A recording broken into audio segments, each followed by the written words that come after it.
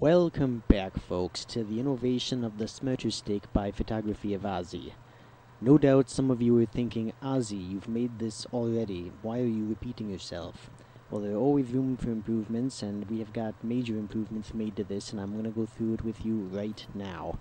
As you can see, we've got the weather station component, and we also have the electric fence monitoring component. And in addition to the text messaging that I showed last time, I'm going to be using the email. Now, from the email, you can see that we've got the winds being monitored. And I'm then going to also try to find out what happened to the texts, because they came very late. So I'm going to be using Celsius and meter per second, and if you guys need to have it converted, I can tell you that. It's about 2.2 times meter per second for mile per hour, and at about 5 Celsius, we're looking at about a little over 40 degrees Fahrenheit. So pretty chilly. So we're going to go ahead then and get the fence monitored, and that all the warnings come up, and we've got an upright score of 3 and a power enough for not having an alarm go off. And so as you can see, we've got the lights above along with a piezo or a speaker. And now we've got the wind being monitored. That'll be on the far right light side. The one after that is temperature, but I can't manipulate temperature that well to get an alarm going. So we're going to go ahead and unplug the fence and see how long it takes for warning light and buzzer to come on. There's the light, and that would be the buzzer. So the reason that these are not in sync is because the Arduino is controlling the buzzer and the Raspberry Pi is controlling the light. So they went off more or less in sync, but that's not going to be the case a lot of the time. Now let's go ahead and, lower the tilt sensor and wait for the light to come on. So, and we'll put it upright again, and well, they kind of turn off at the right time. So we'll do them both now at the same time. No power, no configuration. How long does it take? There's the buzzer, it's the power light, and there's the configuration light. So yeah, now we've been notified that we've got something down and the power's out. So we've done that visually and audio. Very important to have, because sometimes you can't check your email or the text doesn't come. And if you're on site and you really need to get woken up maybe, that's also important.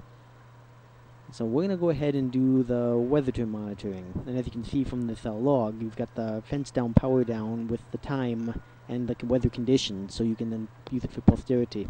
Now, yeah, texts are still not coming. Yeah, well, we'll see how long the texts take. We're looking for power down.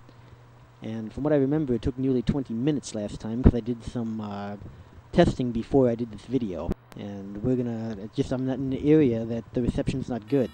So now we've got the wind going. Medium wind, I was turning the anemometer a bit faster.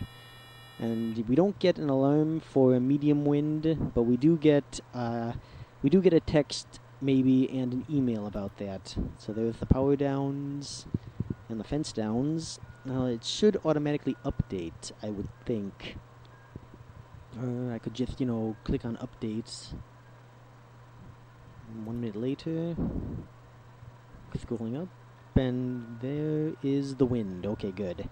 So yeah, the email takes like maybe about a minute, if a little bit less. And I'm not getting any texts yet. And of course the audio-video alarm is more or less immediate. And so it goes to show that you need variety. Bring the wind up a bit and see if we get an email like right away.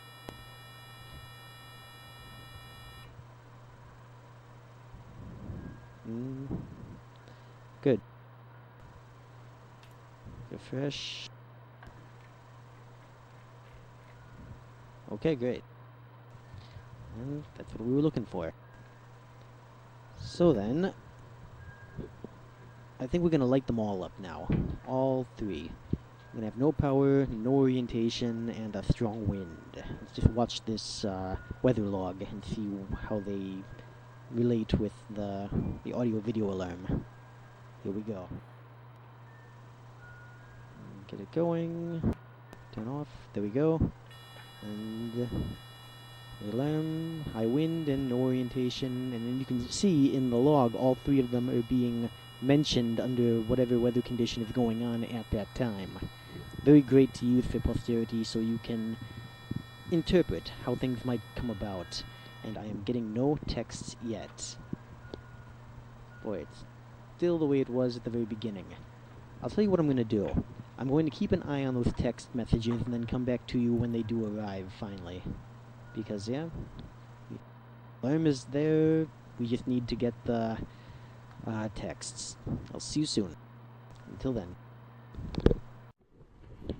And we're back. The texts have arrived, and if you remember, we had the first power down notification at 7:23 p.m., and here we've got them now coming at 7:37 p.m. We're talking about 14 minutes later, we're starting to get the text messages. So, it goes to show, if you have only one venue of getting an alert, it's a weakness that can be exploited, so variety is essential. So, Photography of Ozzy, signing out.